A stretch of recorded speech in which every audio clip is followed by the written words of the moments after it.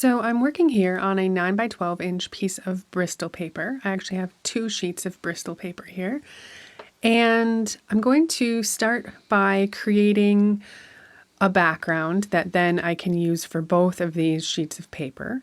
And this is a great way. A lot of times I am very impatient waiting for my paints to dry, my inks to dry, and I find that if I have a few backgrounds going at once, then I can work on one painting while the other background's dry, and then while I'm waiting for that bit of a character to dry, I can work on I can start another new character on one of the other backgrounds. And that way it just kind of keeps me in the creative flow. And that way I also don't get too attached to any one background or any one painting, which just helps me really stay loose. And what I'm doing here is basically just following a pattern. I find it a very meditative process to just kind of take acrylic inks, India inks, and squeeze them out in kind of a pattern. And then now I'm just taking the other sheet of paper, pressing it against the initial sheet with the color on it. And in that way, I'll be able to kind of instantly have 2 backgrounds that are similar but not exactly the same. And so from here, I can either continue to make them look exactly the same, or I can just experiment with each. And then I like to start my character on whichever background I end up liking the least. So in that way too, it helps me really kind of. And what I'm going to just keep doing here is covering up the white space. When I begin my character, I sort of like to have all of the white space covered. And that gives me a really great layer to start with. It makes sure that everything is kind of, if you start actually on the paper or whatever surface you're working on, it has a different texture than where there is paint or ink or any kind of background layer. And so by covering up the whole thing, then I always feel like that when I cover up all the white space, that's when I know my background is finished. And that's when I let it dry and move on to my character. And this is just a really fun way to kind of not be attached. Like I'm not even using a brush or anything. So there's no right or wrong way here. I'm just kind of, playing around with inks. And so if you wanted to just do splatters and you didn't want to do the kind of, drip, drip, drip, drip in each same spot, you could do that too. Just sort of use this time to play and experiment with inks and see what colors you like together. The reason I like doing the kind of drip, drip, drip all in the same spot is because then this is how I start my flower girl paintings. And these are the characters with the sort of crazy hair. And these circles always inspire my character. So these circles are what inspire my character's hair. And then, of course, the body as well. And so I have some acrylic paints on the left side here. And that I'm just using this deep purple, and then I have a yellow. And those were 2 colors that I didn't really like in my paintings, but I found that I really like them in my background.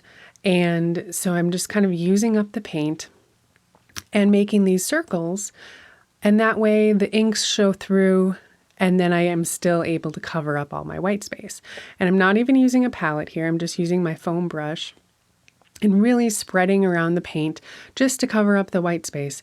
And I added a little bit of the yellow just to see, how is that going to look? Maybe I really normally would not use those 2 colors together, but I kind of love the deep, rich tone that I'm getting when they are combined.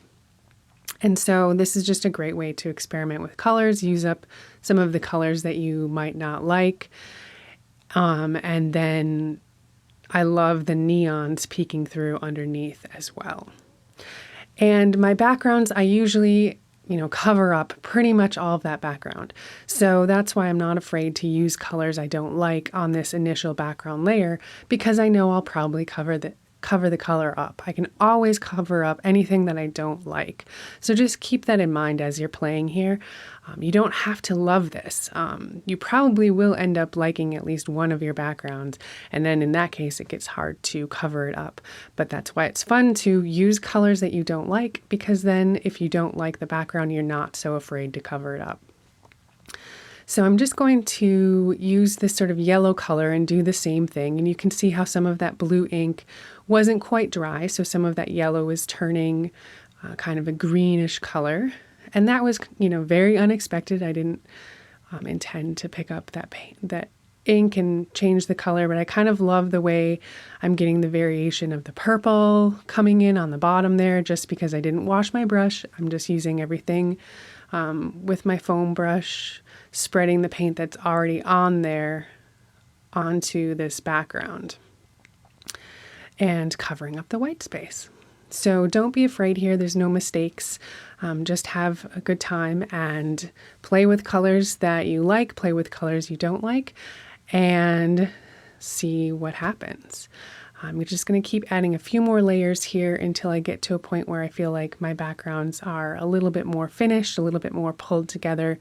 I might add a few more colors to this just to make these circles stand out a little bit more. And then I think my backgrounds will be finished and I can start on my character. Cinderella, curls of yellow, running, tumbling down the meadow.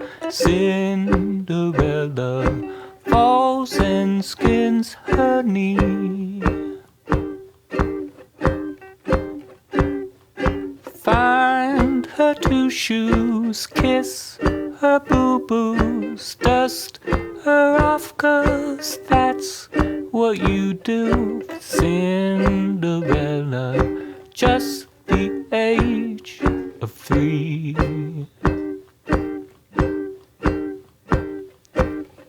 Long are the days, long are the nights.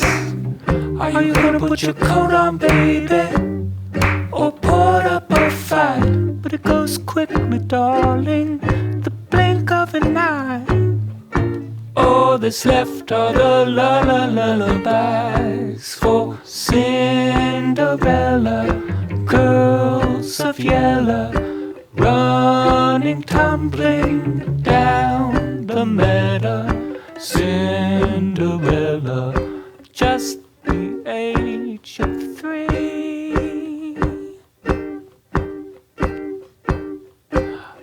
Long are the days, long are the nights. Are you gonna put your coat on, baby, or put up a fight? But it goes quickly, baby, in the blink of an eye. All that's left are the lullabies for Cinderella, girls of yellow, running, tumbling down the meadow. Cinderella, just the age of 3.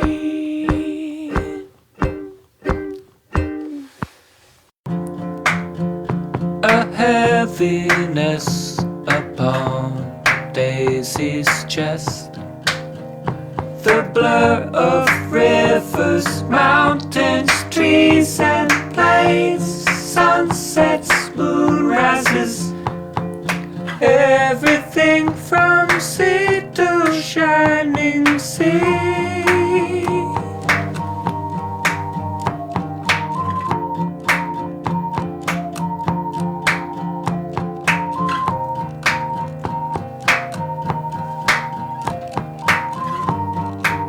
Seem to hang in the balance where there are others huddled together, clutching to the familiar creatures, big and small creatures,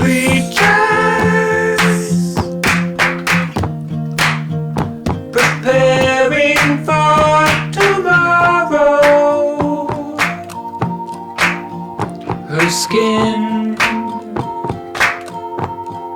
felt the wind, her hair like flags waving in the hope that the beautiful